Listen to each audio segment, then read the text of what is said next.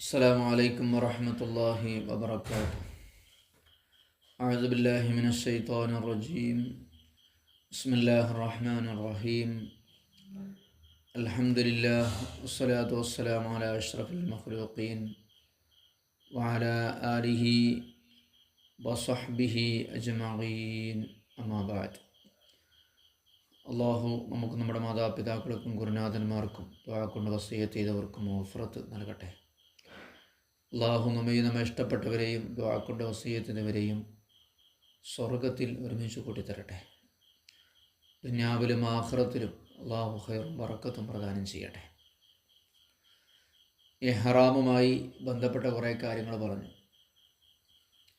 മക്കയിൽ പ്രവേശിക്കുക എന്ന അതിമഹത്തായ പ്രവർത്തനത്തിന് വേണ്ടിയാണ് നമ്മൾ ഇഹ്റാം ചെയ്തത്.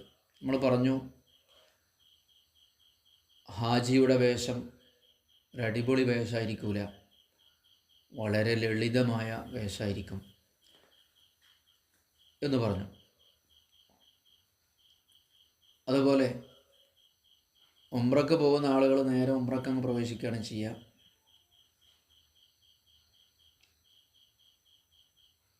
ഹജ്ജിന് പോകുന്നയാൾ, നമ്മുടെ നാട്ടിൽ നിന്നൊക്കെ പോകുന്ന ആൾ ആദ്യം ഉംറയിലാണ് മക്കയിൽ പ്രവേശിക്കുക, എന്നിട്ടാണ് പിന്നെ ഹജ്ജിൽ പ്രവേശിക്കുക എന്ന് പറഞ്ഞു.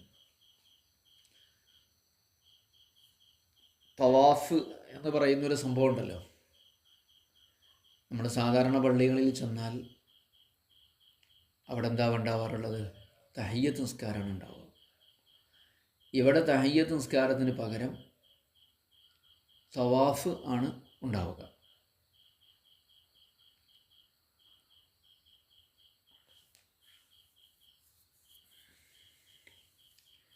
ഇന്നലെ പറഞ്ഞ പ്രധാനപ്പെട്ടൊരു കാര്യം, ഹജ്ജും ഉംറയും ബാത്തിലാവുക എന്നുള്ളത് ജിമാഅ് കൊണ്ട്, സംയോഗം കൊണ്ട് മാത്രമേ സംഭവിക്കൂ.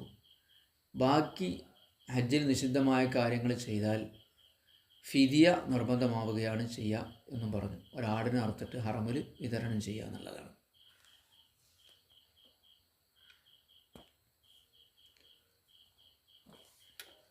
ഇവിടെ വേറൊരു കാര്യം കൂടെ പറയുന്നുണ്ട്. നമുക്ക് കുറച്ച് അനുകൂലമായ സാഹചര്യങ്ങളാണ്. ദുൽഹിജ്ജ 1 മുമ്പ് തന്നെ നമ്മൾ മക്കയിലെത്തും. ഇനി തീരെ മക്കയിലെത്താതെ നേരെ അറഫയിലേക്ക് എത്തുന്ന ആളുകളുണ്ട്. അവരുടെ ഹജ്ജും സ്വഹീഹ് തന്നെയാണ്.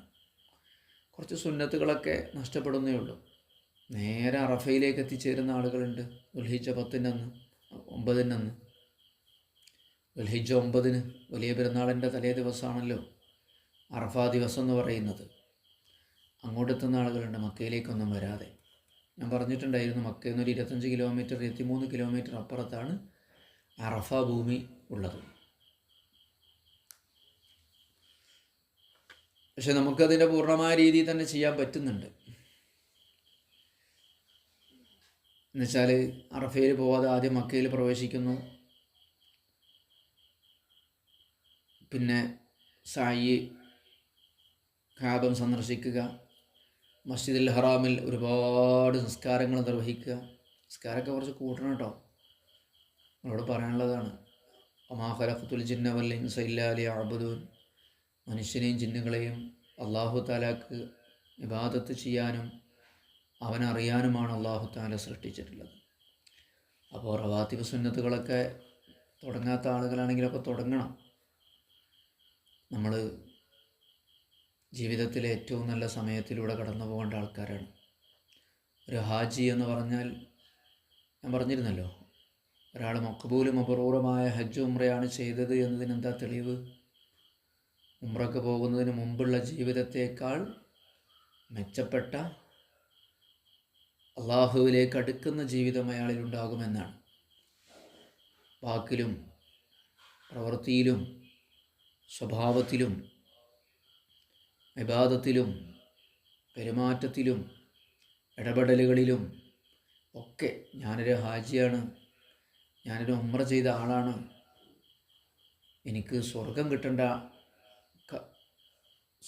കിട്ടേണ്ട അമൽ ചെയ്ത ആളാണ്, ഞാനത് ബാത്തിലാക്കാൻ പാടില്ല. 4-5 ലക്ഷം റുപ്യ മുടക്കിയിട്ട് നടത്തിയൊരു പുണ്യകർമ്മമാണ് എന്നൊരു ബോധത്തോടു കൂടെ തന്നെ അയാൾ മുന്നോട്ട് പോകണം എന്നുള്ളതാണ്.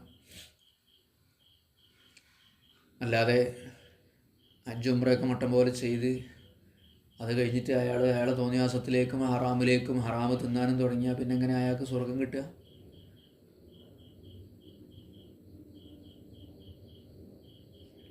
സ്വർഗം കിട്ടൂലല്ലോ, അത് ബാത്തിലായി പോകില്ലേ? ഏത് പുണ്യകർമ്മങ്ങളും ചെയ്തു കഴിഞ്ഞാൽ പരമാവധി അത് നിലനിർത്താൻ വേണ്ടി ശ്രമിക്കുക. പിന്നെ ചെറിയ തെറ്റുകളൊക്കെ സംഭവിക്കും, അതിന് ഉടനെ തൗബ ചെയ്ത് മടങ്ങുക എന്നുള്ളതാണ് അതിൻ്റെ പരിഹാരം. ഇനി അങ്ങനെ ആരും ബേജാറാവൊന്നും വേണ്ട. ഹജ്ജുംറയൊക്കെ ചെയ്തു, ഇനിയിപ്പോൾ ജീവിതം മൊത്തം അതിന് ശേഷം കുറേ തെറ്റൊക്കെ ചെയ്തിട്ടുണ്ടാവുമല്ലോ, ചെയ്യുമല്ലോ, കുറച്ചോനെ എന്താ കാട്ടുക? അതിന് കുഴപ്പമില്ല. ഇന്നല്ലാഹു യഗ്ഫിറു ദുനൂബ ജമീഅ യാ ഇബാദിയല്ലദീന അസ്റഫു.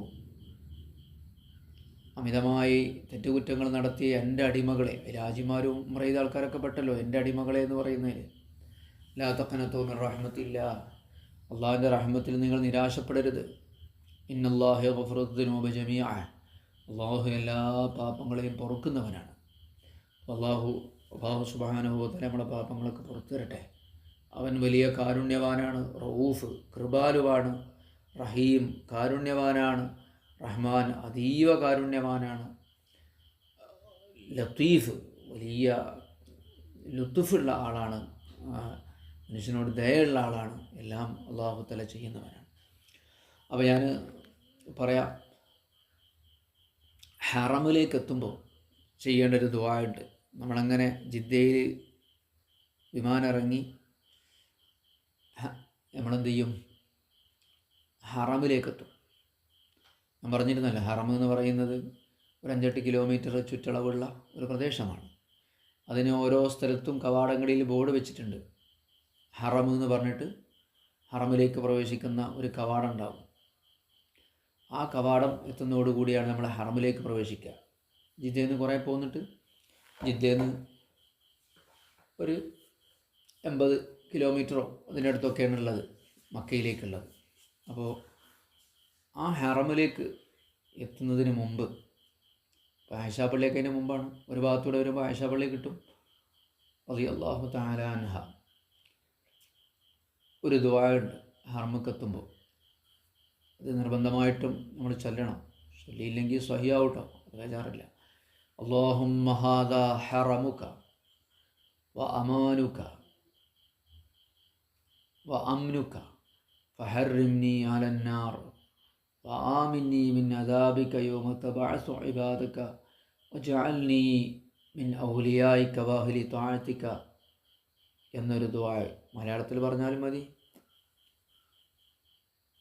കുറേയൊക്കെ മലയാളത്തിൽ പറയില്ല നല്ലത്. അറബി പറയുമ്പോൾ അതിൻ്റെ ആശയമൊന്നും കിട്ടൂല. അപ്പോൾ നിങ്ങളാണ് നോട്ട്ബുക്കിൽ എഴുതി വെക്കുക, എന്നിട്ട് അതിൻ്റെ അർത്ഥം ഉണ്ടാവും. നിങ്ങളടുത്തുള്ള ബുക്കിലൊക്കെ ഉണ്ടാവും കുറേ. എല്ലാം കൂടും ചെല്ലാൻ കഴിയില്ല കേട്ടോ. നമ്മൾ കുറേ ഹജ്ജിൻ്റെയും ഉംറയുടെയും അദ്കാറുകളാണ്, കുറേ പുസ്തകം കിട്ടും. എല്ലാ ദിക്റൊന്നും ചെല്ലാൻ കഴിയില്ല, പകുതി പോലും ചെല്ലാൻ കഴിയില്ല. അതിലും നിങ്ങൾ പ്രശ്നമാക്കും വേണ്ട. ഞാൻ നിങ്ങൾക്ക് ഈ പറഞ്ഞു തരുന്ന കുറച്ച് ദിക്റുണ്ടല്ലോ, അത് നിങ്ങളൊന്ന് എഴുതി എന്തിനാക്കി മതി, റെഡിയാക്കി വെച്ചാൽ മതി, അടയാളമായിട്ട് വെച്ചാൽ മതി പേനുണ്ട്. അല്ലാതെ എല്ലാം കൂടൊന്നും ചെല്ലിയായിട്ട് ഒരു വിട്ടിയാൽ ചെല്ലുക എന്നല്ലാതെ മുഴുവൻ കൂടെ ചെല്ലാൻ കഴിയില്ല. അല്ലാഹുമ്മ ഹാദാ ഹറമുക്, അള്ളാഹു ഇത് നിൻ്റെ ഹറമാണ്, നിൻ്റെ വിശുദ്ധ ഭൂമിയാണ്. വ അംനുക്, ഇത് നിൻ്റെ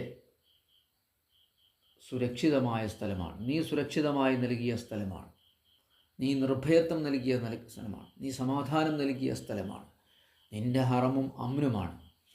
ഫഹർറിംനി അലന്നാർ, അതുകൊണ്ട് നിൻ്റെ ഹറമിലേക്കാണ് ഞാൻ പ്രവേശിക്കുന്നത്, അതുകൊണ്ട് നീ എനിക്ക് നരകം ഹറാമാക്കണേ അല്ലാഹുവേ. വാമിന്നി മിൻ അദാബിക്, നിൻ്റെ അദാബിൽ നിന്ന് എന്നെ രക്ഷപ്പെടുത്തണേ. ഇത് നിൻ്റെ ഹറമും നിൻ്റെ രക്ഷാസ്ഥലവുമാണ്, നിൻ്റെ ഹറമും നിൻ്റെ രക്ഷാസ്ഥലവുമാണ്.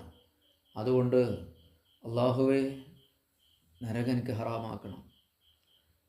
വാമിന്നി മിൻ അദാബിക, നിൻ്റെ അദാബിൽ നിന്ന് എന്നെ രക്ഷപ്പെടുത്തണം, നിർഭയത്വം നൽകണം. യൗമ തബഅസു ഇബാദക്, നിൻ്റെ അടിമകളെ നീ യാത്രയാക്കുന്ന ഖിയാമത്ത് നാളിൽ.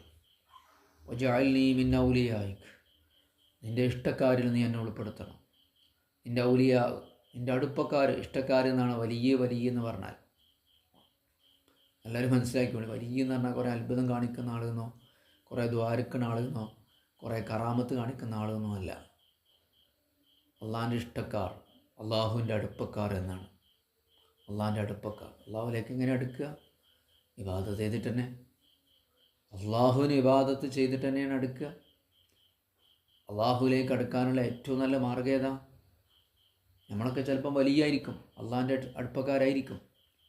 പക്ഷെ അള്ളാഹ് നമ്മളെ ഹൃദയത്തിൽ എത്ര അടുപ്പുണ്ട് നോക്കുക, അതിനനുസരിച്ച് നമുക്ക് പടച്ചവൻ്റെ അടുത്ത് അടുപ്പുണ്ടാവുള്ളൂ. അള്ളാഹുവുമായിട്ട് നമ്മളെ ഹൃദയത്തിന് എത്ര അടുപ്പുണ്ട് എന്ന് നമ്മൾ നോക്കിയാൽ മതി. അപ്പോൾ നമുക്ക് മനസ്സിലാവും അള്ളാഹിൻ്റെ അടുക്കൽ നമുക്ക് എത്ര അടുപ്പുണ്ട് എന്നുള്ളത്. അള്ളാഹിൻ്റെ അടുക്കൽ നമ്മൾ എത്ര അടുപ്പുണ്ട് എന്നറിയാൻ അള്ളാഹ്ക്ക് നമ്മളെ അടുക്കൽ എത്ര അടുപ്പുണ്ട് എന്ന് നോക്കുക. ഏതായാലും വലിയ എന്ന് പറഞ്ഞാൽ അതാണ്. തെറ്റുകുറ്റങ്ങളിൽ നിന്ന് മാറി നിന്ന് സുഖസൗകര്യങ്ങളിൽ ഇങ്ങനെ അഭിരമിക്കുക എന്ന് പറയും. എന്നിട്ട് മുഴുകുക. അള്ളാഹുവിൻ്റെ ഇബാദത്തിൽ നിത്യസമയവും ഓരോ സമയത്തിൻ്റെ ഇബാദത്ത്, അള്ളാഹ്ക്ക് കൽപ്പിക്കപ്പെട്ട കാര്യം എന്താണോ അത് ചെയ്യുക. കുടുംബ പോറ്റലാണെങ്കിൽ അങ്ങനെ, ജോലി ചെയ്യലാണെങ്കിൽ ജോലി ചെയ്ത്, ചെലവഴിക്കലാണെങ്കിൽ അങ്ങനെ, എല്ലാം അതുപോലെ. വാമിന്നീമിൻ അദാബിക്കയോ മത്ത് പാഴ്സി ബാധിക്കുക ജാൽനീമിൻ ഔലിയായിക്ക വാഹുലി താഴ്ത്തിക്കുക. നിനക്ക് വഴിപ്പെടുന്നവരിൽ നിന്ന് ഉൾപ്പെടുത്തണേ. ഒന്നുമില്ല, മലയാളത്തിൽ പറയുകയാണെങ്കിൽ അള്ളാഹുവേ ഇതെൻ്റെ ഹറമാണ് റബ്ബേ, നീ സമാധാനം നൽകിയ സ്ഥലമാണ്, അതുകൊണ്ട് ഖിയാമത്ത് എൻ്റെ അദാബിൽ നിന്ന് രക്ഷപ്പെടുത്തണം പടച്ചോനെ. നിൻ്റെ ഇഷ്ടക്കാരിലും നിനക്ക് ഇബാദത്ത് ചെയ്യുന്നവരും കൂട്ടത്തിൽ എന്നെ ഉൾപ്പെടുത്തണേ റബ്ബേ. നമ്മൾ അതിനാണല്ലോ ഇപ്പോൾ പോണത്, ഹറമൊക്കെ പോണതിനല്ലേ. അള്ളാഹിൻ്റെ ഹറാമെന്ന് പോന്ന അവിടെ എല്ലാ തെറ്റുകളും നിഷിദ്ധമാക്കപ്പെട്ടിട്ടുണ്ട്. അവിടെ കുറ്റവാളികളെ നിഷേധിക്കപ്പെട്ടിട്ടുണ്ട്. അവിടെ കുറ്റവാളികൾക്ക് ഒരു സ്ഥാനവുമില്ല, കൊലയാളിക്കൊരു സ്ഥാനവുമില്ല. കൊലയാളി കൊല നടത്താൻ വരാൻ പാടില്ല, വേട്ടയാടുന്നവൻ വരാൻ പാടില്ല, സുഗന്ധം വരെ പോവാൻ പാടില്ല. അവിടെ ഒരു സാധനവും മരം മുറിക്കാൻ പാടില്ല. വല്ലാത്തൊരു ഹറമാണത്, വല്ലാത്തൊരു ഹറമാണ്. അവിടെ ആരെയും ആക്രമിക്കപ്പെടുകയോ മുറിക്കപ്പെടുകയോ പിന്നെ അങ്ങനെയുള്ളൊരു സ്ഥലം അള്ളാഹിൻ്റെ ഹറം. അപ്പോൾ നരകത്തിനെ തൊട്ട് രക്ഷപ്പെടുത്തണേ അള്ളാഹുവേ എന്നൊക്കെ പറയാം. യസ്തഹ്ദുറു മിനൽ ഖുശൂഇ വൽ ഖുളൂഇ ഫീ ഖൽബിഹി വജസ്ദിഹി മാംകറ. ആ സമയത്ത് നമ്മളെ ഭാവവും മറ്റും ഒക്കെ മാറണം. മനസ്സിൽ, ഹൃദയത്തിൽ, ശരീരത്തിൽ നല്ല ഭക്തിയും അടക്കവും ഉണ്ടാവണം. അപ്പോഴും ഇങ്ങനെ ഹലോ എന്ന് ഫോൺ വിളിച്ചുകൊണ്ട് നടക്കല്ല. അതൊക്കെ നിർത്തിയിട്ട് നിസ്കാരത്തിലാണല്ലോ ഇപ്പോൾ ഖുശൂഉം ഖുളൂഉം പറഞ്ഞത്. ആ ഖുശൂഉം ഖുളൂഉം എവിടെ വേണം? ഹറമിലേക്ക് പ്രവേശിക്കുന്ന സമയത്ത് വേണം. അതൊക്കെ അങ്ങനെ പറഞ്ഞാൽ മനസ്സിലാവുമല്ലോ അല്ലേ? നിസ്കാരത്തിൽ എങ്ങനെയാണ് ഖുശൂ ഉണ്ടാവുക? നിസ്കാരത്തിൽ മനസ്സിൽ ഖുശൂ ഉണ്ടാകും, ശരീരത്തിൽ ഖുളൂ ഉണ്ടാകും. മനസ്സുകൊണ്ട് ഭയങ്കര ഭക്തിയായിരിക്കും നമുക്കുണ്ടാവുക. ശരീരം, അവയവം, കണ്ണ്, കാത് എല്ലാം ഒരു ഭയങ്കരമായ നല്ലതായ ഒരു ഒതുക്കത്തിലായിരിക്കും ഉണ്ടാവുക. അതേ ഒരു ഖുശൂ ഹറമിൽ പ്രവേശിക്കുമ്പോൾ വേണം.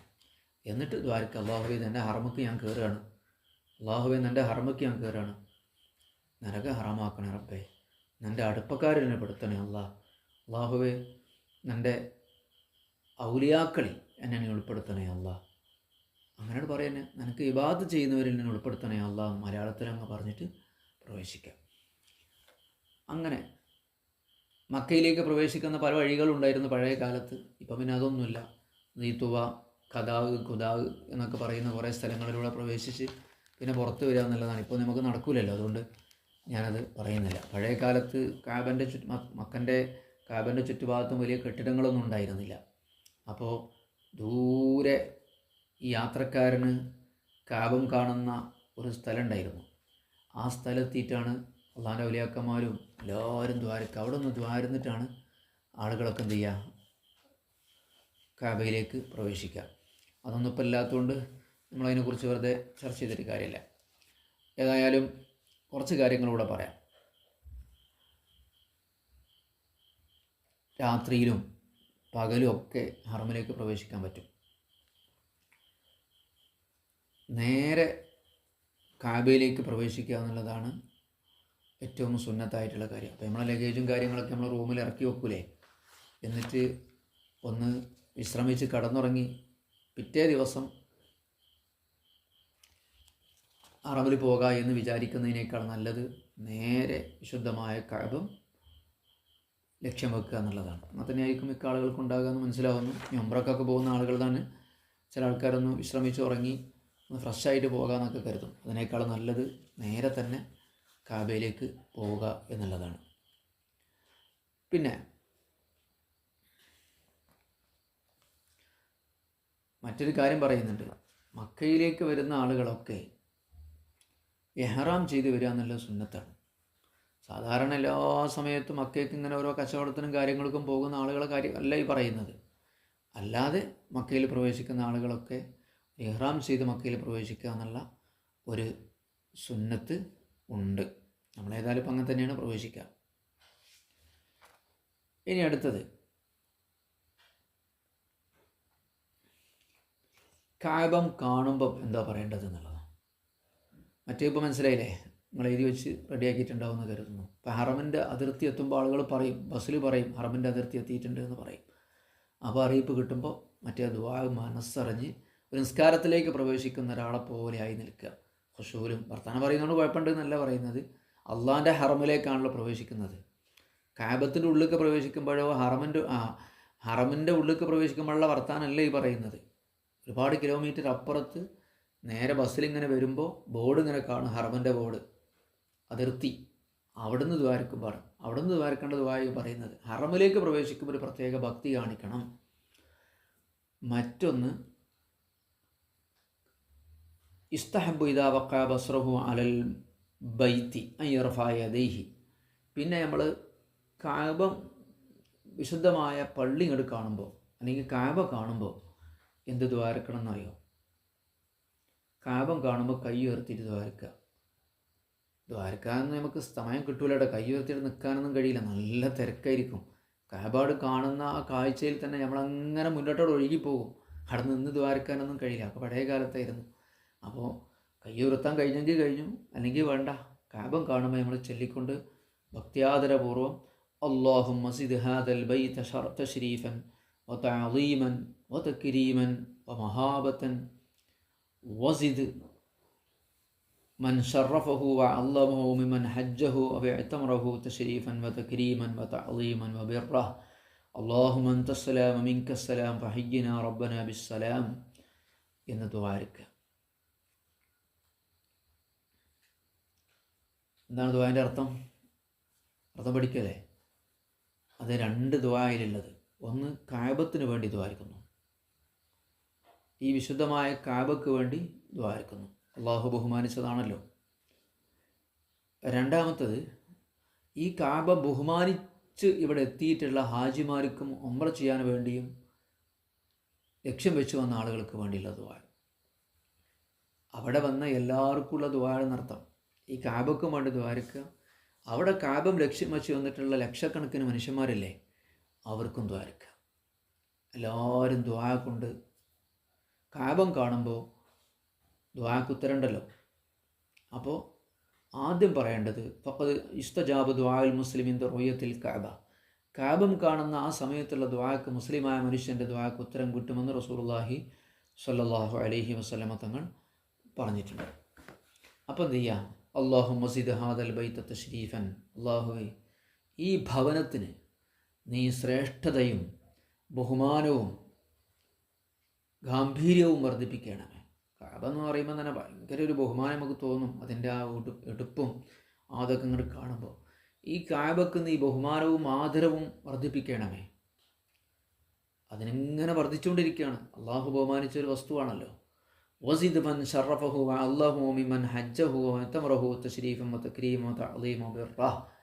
അതുപോലെ ഈ കാബം ലക്ഷ്യം വെച്ച് വന്ന ഹാജിമാർക്കും ഉംറ ചെയ്യാൻ വന്ന ആളുകൾക്കും ശ്രേഷ്ഠതയും ബഹുമാനവും മഹത്വവും വർദ്ധിപ്പിക്കണമേ. കാബക്ക്, ഈ വിശുദ്ധമായ ഭവനത്തിന് നീ മഹത്വവും ബഹുമാനവും ആദരവും വർദ്ധിപ്പിക്കണം.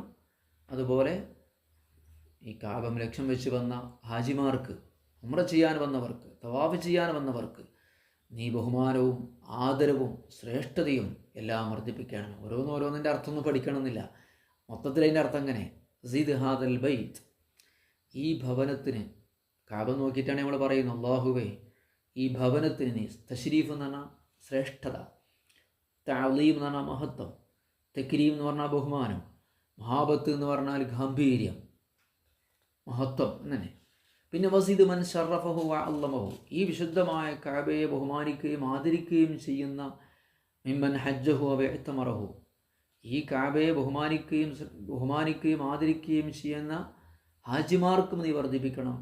തശ്രീഫൻ ശ്രേഷ്ഠത, വ തക്രീമൻ ബഹുമാനം, വ തഅളീമൻ മഹത്വം, വ ബിർറൻ നന്മ. ശരിക്കും ശ്രദ്ധിച്ചോ? ഇവിടെ ശ്രദ്ധിക്കേണ്ട ഒരു പോയിൻ്റ് ഉണ്ട്. എന്താ ആ പോയിൻ്റ്? എന്താണെന്ന് വെച്ചാൽ പരമാവധി ബഹുമാനം കാണിക്കുക എന്നുള്ളതാണ്. അവിടെ ഹജ്ജിനും ഉംറയും വന്ന ആളുകൾ പരിശുദ്ധമായ കാബയോടും അതിൻ്റെ അടയാളങ്ങളോടും പരമാവധി ബഹുമാനം കാണിക്കുക, നോട്ടത്തിലും സംസാരത്തിലും ഒക്കെ. എന്നാൽ എന്ത് കിട്ടും? ഈ ദ്വാരക്ക് നാളെ ദ്വാരൻ്റെ ഫലം നമുക്ക് കിട്ടും. ചില ആളുകളൊക്കെ എന്താ ചെയ്യാന്നറിയോ നിങ്ങൾ? കാബം കാണുമ്പം തന്നെ നേരം ഫോട്ടോ എടുക്കുക ചെയ്യുക. നമ്മളൊന്നും നോക്കരുതിട്ടാ. വേറെ ആൾക്കാർ ചെയ്യണമെന്നും നമ്മൾ നോക്കരുത്. ഐറ്റങ്ങൾക്കൊന്നൊരു ബഹുമാനവും ഇല്ലല്ലേ എന്ന് പറഞ്ഞാൽ തന്നെ നമ്മളെ ഹജ്ജും ഉംറയും പോയി. കാരണം നമ്മൾ നോക്കാൻ പോയതല്ലല്ലോ, നമ്മൾ കാബം കാണാൻ പോയതല്ലേ. മനുഷ്യന്മാരെ നമ്മൾ എവിടെ നിന്നൊക്കെയാണ് കണ്ടിക്കണ്, ഫോട്ടോ എടുക്കണത് നമ്മൾ എവിടെ നിന്നൊക്കെയാണ് കണ്ടിക്കണ്. അപ്പോൾ നമ്മൾ വേറെ ആൾക്കാരെ നോക്കാൻ വേണ്ടി പോകണമല്ലോ. ഒരിക്കലും ശ്രദ്ധിക്കരുത്. എന്തോ ആയിക്കോട്ടെ, നമ്മൾ ആരെയും നിസ്സാരമാക്കാൻ വേണ്ട. നമുക്ക് ഏതായാലും ഇപ്പോൾ തടയാൻ കഴിയില്ലല്ലോ. ഇല്ല, നമ്മളെ മനസ്സുകൊണ്ട് അത് ഇഷ്ടപ്പെടാതിരിക്കുക, ഞാനത് ചെയ്യുന്നില്ല എന്ന് തീരുമാനിക്കുക. എന്നിട്ട് പിന്നെ അത് പോയി എന്നിട്ട് പിന്നെ റൂമിൽ വന്നിട്ട് ഈ ഫോട്ടോ എടുക്കണോ അല്ലെങ്കിൽ സെൽഫി എടുക്കണോ അല്ലെങ്കിൽ ഗീബത്ത് പറഞ്ഞ പണിയൊക്കെ എല്ലാ ദിവസവും കുറേ ആൾക്കാർക്ക് കുറേ ആൾക്കാർ ഇങ്ങനെ ആ പണിയാണ്. അതൊക്കെ ഇപ്പോൾ എല്ലാവർക്കും മനസ്സിലായതല്ലേ. പിന്നെ ഞാൻ ഇവർ കുറേ പറഞ്ഞിട്ട് കാര്യമൊന്നുമില്ലല്ലോ. അപ്പോൾ ഞാൻ പറയണതേ, അവരുടെ ഹൃദയത്തിലൊരു ബഹുമാനം ഉണ്ടാകും. ആ ഒരു ബഹുമാനത്തിൻ്റെ പേരിൽ അവർ ചെയ്യുന്നതായിരിക്കും അത്. ഏതെങ്കിലും ഒരു ഫോട്ടോ എടുക്കൽ തെറ്റാന്നല്ല ഈ പറയുന്നത്. അങ്ങനെ ഒരു ഫോട്ടോ എടുത്തതിൽ കുറ്റം കിട്ടുമോ? ഒരു ബഹുമാനമുള്ള വസ്തുവാണ്. ഞാനിവിടെ ഈ അശുദ്ധമായ ഭൂമിയിലെത്തിയിട്ടുണ്ട്, അൽഹംദുലില്ലാ എന്ന് അറിയിക്കാൻ വേണ്ടി ഒരാളൊക്കെ ഒരു ഫോട്ടോ എടുത്ത് അയച്ചതിൽ തെറ്റൊന്നുമില്ല. ഒരു തവാഫ് ചെയ്യുന്നൊരു ഫോട്ടോ എടുത്ത് നമുക്ക് പിന്നെ ഇഷ്ടം പോലെ നമ്മൾ തന്നെ ചെയ്യണത്. നമ്മളിങ്ങനെ വിചാരിക്കുകയാണ് ഇതൊക്കെ എല്ലാ ഗ്രൂപ്പിൽ ഇങ്ങനെ വിട്ടാലേ എന്താവുള്ളൂ, ഇതൊക്കെ ശരിയാവുള്ളൂ എന്ന് വെറുതെ അങ്ങ് വിചാരിക്കുകയാണ്. ഒന്നുമില്ല. കല്യാണത്തിന് എടുക്കുന്ന ഫോട്ടോ മാതിരി 1000 ഫോട്ടോ ഉണ്ടാവും. അതിനും വേണ്ടി 1 മണിക്കൂറും 2 മണിക്കൂറും സർവ്വ ആൾക്കാരും ചെയ്തിട്ടുണ്ടാവും. പക്ഷേ ബാക്കിയാണ് ഫോട്ടോ 1 2 ഉണ്ടാവുള്ളൂ. ബാക്കിയൊക്കെ ഡിലീറ്റ് ആയി പോയിട്ടുണ്ടാകും. കാരണം അടുത്ത കല്യാണം വരുമ്പോഴും വേണ്ട പിന്നെ 1000 ഫോട്ടോ എടുക്കുക. അതിൻ്റെ കഥയൊക്കെ അത്രയേ ഉള്ളൂ. നമ്മൾ വെറുതെ ഇങ്ങനെ സമയം കളയാനും നമ്മുടെ പ്രധാനപ്പെട്ട കാര്യങ്ങൾ നഷ്ടപ്പെടുത്താനൊക്കെ ഉള്ളൊരു ഏർപ്പാടാണ്. അത്യാവശ്യമൊക്കെയുള്ള കാര്യത്തിന് ചെയ്യുക എന്ന് നമ്മൾ കുറ്റം പറയുന്നില്ല. പക്ഷേ ഈ സമയത്ത് ദ്വാരക്കാനുള്ള സമയമാണ്. അവിടെ നമ്മൾ വേറെ ആൾക്കാരെ ആലോചിച്ചായിട്ട് അവർക്ക് ഫോട്ടോ എടുത്ത് കൊടുക്കുന്ന സമയമല്ല എന്നാണ് ഞാൻ പറഞ്ഞത്. അപ്പോൾ ഈ ബഹുമാനിക്കുകയും ആദരിക്കുകയും ചെയ്യുന്നവർക്ക് നീ ശ്രേഷ്ഠത വർദ്ധിപ്പിക്കണേ എന്നാണ് ദ്വാരക്കണത്. അപ്പോൾ ആ ദ്വാര നമുക്ക് കിട്ടണമെങ്കിൽ എന്ത് വേണം? ആ വിശുദ്ധമായ ഭവനത്തിൽ, ആ കാബയിൽ, ഹറമിൽ നമ്മൾ ചെന്നതിന് ശേഷം ജീവിതമാകെ മാറി നല്ല സ്വഭാവത്തോടുകൂടെ അള്ളാഹുവിൻ്റെ ഇബാദത്തിലായി മാറി ഇനിയുള്ള ജീവിതം ഒരു ഹാജിയുടെ ജീവിതമായിരിക്കും, ഞാനൊരു മാതൃകയായി അള്ളാഹു താലാക്ക് വേണ്ടി ജീവിക്കുമെന്ന തീരുമാനത്തോടു കൂടി എന്ത് ചെയ്യുക? അത് ഇപ്പോഴേ എടുക്കണം കേട്ടോ. അപ്പോൾ പിന്നെന്ത് ചെയ്യുക? ആഖിറത്തിൻ്റെയും ദുനിയാവിൻ്റെയും പ്രധാനമായ കാര്യങ്ങൾക്ക് ചോദിക്കുക. ഇമാം നവവി റഹ്മഹുല്ല രേഖപ്പെടുത്തുന്നു, ദുനിയാവിൻ്റെയും ആഖിറത്തിൻ്റെയും കാര്യങ്ങൾ ചോദിക്കുന്നതിൽ ഏറ്റവും പ്രധാനപ്പെട്ടത് സുആലുൽ മഗ്ഫിറത്തി, തൻ്റെ തെറ്റുകുറ്റങ്ങളൊക്കെ പൊറുക്കാൻ വേണ്ടി പടച്ചവനോട് ചോദിക്കലാണ്. അപ്പോൾ അത് കഴിഞ്ഞിട്ട് പടച്ചവനെ എനിക്ക് മാപ്പ് കൊണ്ട് റബ്ബേ എന്ന് ദ്വാരക്കലാണ് അതിൽ ഏറ്റവും പ്രധാനപ്പെട്ട ദ്വാര. അത് കഴിഞ്ഞിട്ട് പിന്നെ അല്ലാഹുമ്മ അൻതസ്സലാം വമിൻകസ്സലാം ഫഹയ്യിനാ, അല്ലാഹുവേ നീ രക്ഷയാണ്, വമിൻകസ്സലാം രക്ഷയെല്ലാം നിന്നിൽ നിന്നാണ് ഉണ്ടാവുന്നത്, നീയാണ് രക്ഷപ്പെടുത്തുന്നവൻ. അല്ലാഹുവേ നീ രക്ഷയാണ്, നീയാണ് രക്ഷപ്പെടുത്തുന്നവൻ. ഫഹയ്യിനാ റബ്ബനാ ബിസ്സലാം, അതുകൊണ്ട് നിൻ്റെ രക്ഷ കൊണ്ട് നിൻ്റെ രക്ഷ ഞങ്ങൾക്ക് നൽകണമേ എന്ന് ദ്വാരക്കുക. ഏതെങ്കിലും കുറച്ചൊക്കെ ദ്വാരക്കുക, അല്ലെങ്കിൽ ഒക്കെ ദ്വാരക്കുക, പടച്ചോനെ മഗ്ഫിറത്ത് തരണേ എന്നൊക്കെ ദ്വാരക്കുക. അപ്പോൾ 3 ദ്വായാണ് ഇപ്പോൾ ഉള്ളത്. ഇനി മലയാളത്തിൽ ദ്വാരക്കുന്ന ആളുകൾക്ക് കൊണ്ട് ഞാൻ പറയുന്നു, അല്ലാഹുവേ നിൻ്റെ വിശുദ്ധമായ ഭവനത്തിന് നീ ശ്രേഷ്ഠതയും ബഹുമാനവും നൽകണേ റബ്ബേ. ഈ കാബം ലക്ഷ്യം വെച്ച് കൊണ്ടുവന്ന എല്ലാവർക്കും, ബഹുമാനിക്കാൻ വേണ്ടി വന്ന എല്ലാവർക്കും ബഹുമാനവും മഹത്വവും ശ്രേഷ്ഠതയും എന്തൊക്കെയുള്ളത്, ബർക്കത്തോ ഒക്കെ ദ്വാരക്കുക. എന്നിട്ട് പറയാം, അല്ലാഹുവേ അൻതസ്സലാം മിൻകസ്സലാം ഹയ്യിനാ റബ്ബനാ ബിസ്സലാം, പടച്ചോൻ എൻ്റെ പാപം പുറത്തരണേ റബ്ബേ, എന്നെ സ്വർഗത്തിൻ്റെ അഹലുകാരിൽ പെടുത്തണേ റബ്ബേ, ഈമാനോടുള്ള മരണം നൽകണേ റബ്ബേ എന്നോട് ദുആ കൊണ്ട് വസീയത്ത് ചെയ്ത് എല്ലാവർക്കും നീ പുറത്തു കൊടുക്കണേ റബ്ബേ. അത് ആ തുടക്കത്തിൽ തന്നെയാണ് ദ്വാരുന്നാണ്ട് ഉത്തരം കിട്ടും. കുറേ ആളുകൾ ദ്വാരക്കാൻ ഏൽപ്പിക്കൂലേ, അവരുടെ പേരൊക്കെ ഒന്ന് എഴുതി വെക്കണത് നല്ലതാണ്. ദ്വാരക്കാൻ ഏൽപ്പിച്ച ആളുകളെ പേരൊക്കെ ഒന്നേ. അപ്പോൾ ഇവിടെ എന്ത് ചെയ്യുക, പഠിച്ചോനെ ദുആ കൊണ്ട് വസീയത്ത് ചെയ്ത് ഒരുപാട് ആൾക്കാരുണ്ട്, അവർക്കും പുറത്തു കൊടുക്കുക റബ്ബേ എന്ന് തുടക്കത്തിൽ തന്നെയാണ് ദ്വാരിക്കുക. മഗ്ഫിറത്താണല്ലോ ഏറ്റവും പ്രധാനപ്പെട്ട കാര്യം. ഇങ്ങനെയൊക്കെയാണ് വിശുദ്ധമായ കഅബയിലേക്ക് പ്രവേശിക്കേണ്ടത്. അല്ലാഹു സുബ്ഹാനഹു വ തആല ഈ മഹത്വവും ശ്രേഷ്ഠതയും മനസ്സിൽ സൂക്ഷിച്ചുകൊണ്ട് വിശുദ്ധമായ ഹറമിൽ കഴിച്ചുകൂട്ടുന്നവരിൽ അള്ളാഹു നമ്മെ ഉൾപ്പെടുത്തി തരട്ടെ. അല്ലാഹുമ്മ ലക്കൽ ഹംദു വലക ശുക്ർ. അല്ലാഹുമ്മ വഫിഖ്നാ ലിൽ ഹജ്ജിൽ മബ്റൂരി വൽ ഉംറത്തിൽ മഖ്ബൂല ഇന്നക അൻത തവ്വാബുർ റഹീം. അല്ലാഹുമ്മ ഗ്ഫിർ ലനാ വർഹംനാ. അല്ലാഹുമ്മ ഗ്ഫിർ ലനാ വർഹംനാ.